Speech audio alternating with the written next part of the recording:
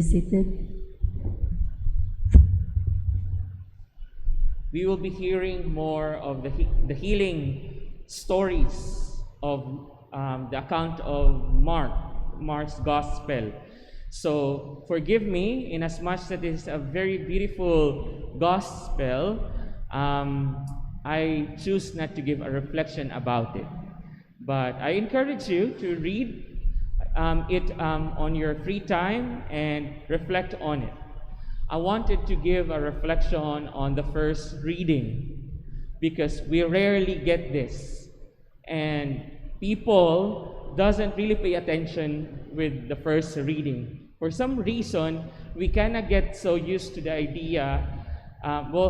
It's kind of, I don't know what's how this all began, but just like that's first reading, so I will not pay attention so much.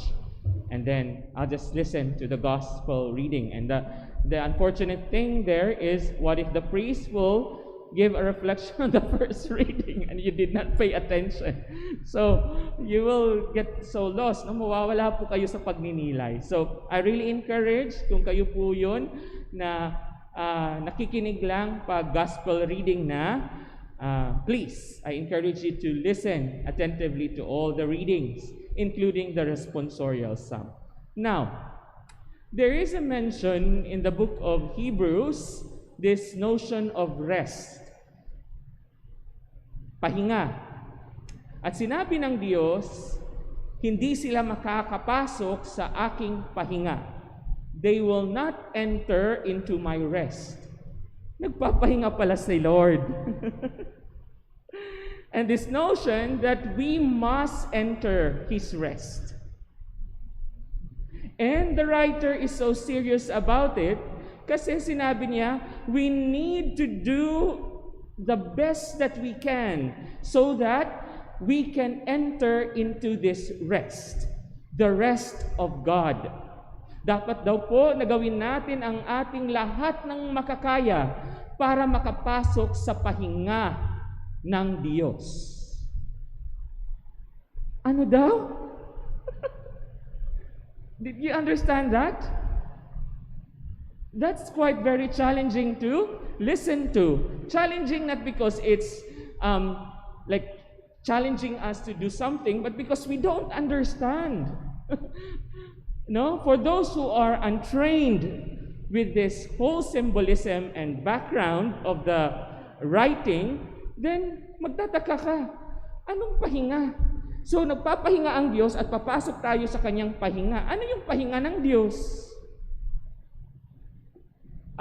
If we are also not paying attention to the previous readings of the book, because we've been reading the book of Hebrews, then we will all the more not connect what is this rest. Now, the writer connected this to God's rest after He has created the universe.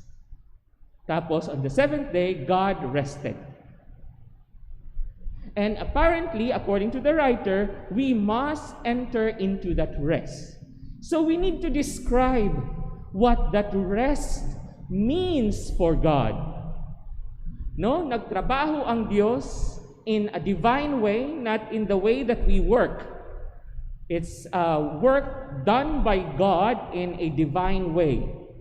Tapos natapos siya, and behold, He said, creation was so good.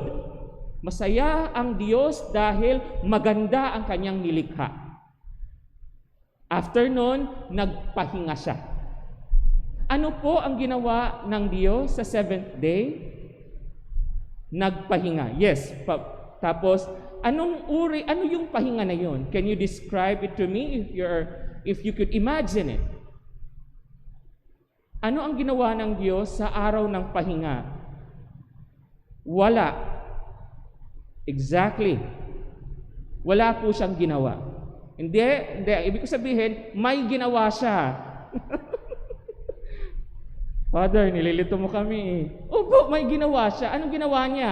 Wala. Iba po yung gumagawa ng wala sa walang ginagawa. I am not saying this to you to confuse you, but rather to differentiate that when we are resting, if it is accordance to God's way, then we have to do something. And that doing is nothing. Useless. The value of nothing. So kapag nagpapahinga po tayo kasama ang Diyos, asahan na po natin na dapat wala tayong ginagawa. Yung ginagawa natin, wala. Sometimes we have this notion that when we enter into this rest, we need to be constantly productive and do something. Now, this is how we understand this in the present time. Paano ba tayo papasok doon? The best way to enter into God's rest and the surest way, kasi hindi naman automatic sa atin that we're so advanced in the spiritual life na pag sinabi natin, I want to enter into God's rest, voila! You're in that space already, no? That's quite difficult to do. No, even the saints would struggle to do that. The best path of entering into God's rest is through, any idea? Hindi ko po narinig kung sino ang sumagot, but okay na po tita. God heard you. Prayer. We enter into God's rest through prayer. Now, our attitude of prayer is this. Oh, I need to be doing something. Oh, I need to pray this and that. I need to pray 100 chaplets. I need to pray 1 million this and that. Oh, I need to be constant. Oh, I need to be reading. Yep. The understanding of prayer according to the mind of God is rest. Father, does that mean I can sleep? Sleep is working by resting in the human way. Talagang we will have to be present with God, in the presence of God, but choosing not to do anything, but just enjoying His presence. Father, are you saying that we should not pray the rosary? No. Are you saying that we should not pray the chaplets and other devotional prayers that we carry in our bag? Because I have 10 devotional prayers here, booklets I mean. No, I'm not saying that. What I am saying is the aim of prayer should be resting in God. Therefore, praying the rosary, doing the chaplets, and praying other devotionals must lead us into rest in God. Yung mga ginagawa po natin na mga activities sa panalangin ay ginagawa natin upang makapasok tayo sa pahinga ng Diyos. Ganun po ba tayo nagdadasal? Because the writer to the Hebrews is so clear. We need to do the best that we can, all that we can do so that we can enter into this rest. This is the aim of our relationship with God, that we can rest in Him. So let this be an encouragement to all of us. We have so many creative ways in praying, and that's beautiful because they are doors. Mga pintuan lang po sila para makapasok tayo sa pahinga ng Diyos. Pero the aim is to rest in prayer. To rest in the presence of God. In simple terms, eto lang po yun. Kung yung mga may asawa dito or naka-experience ng romantic relationship at some point in your life, if that is not the present moment, if you're a woman, or a man too, like yung nakasandal ka sa kapartner mo, at ramdam mo that you are safe, secured, fully rested because there's no expectation whatsoever. Yung masasabi mo lang, I hope hindi na ako umalis dito because this is so good of a space. Kasi alam kong ligtas ako, walang expectation. Yung nakakapagpahinga ako dito lang. Yung walang kailangang gawin. Pag niyayakap niyo po yung mga anak ninyo ng sobrang tagal at nakakaramdam kayo ng,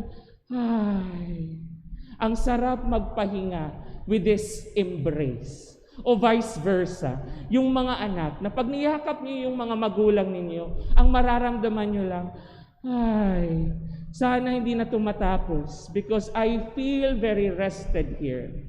That should be the same experience when we enter into the rest of God. And it is our prayer that as we go deeper into this relationship with God in our everyday. Father, madali mo lang yung masabi kasi 'di ba sabi mo araw-araw kayo nagdadasal. Hindi po. Sometimes our prayer is work, not rest.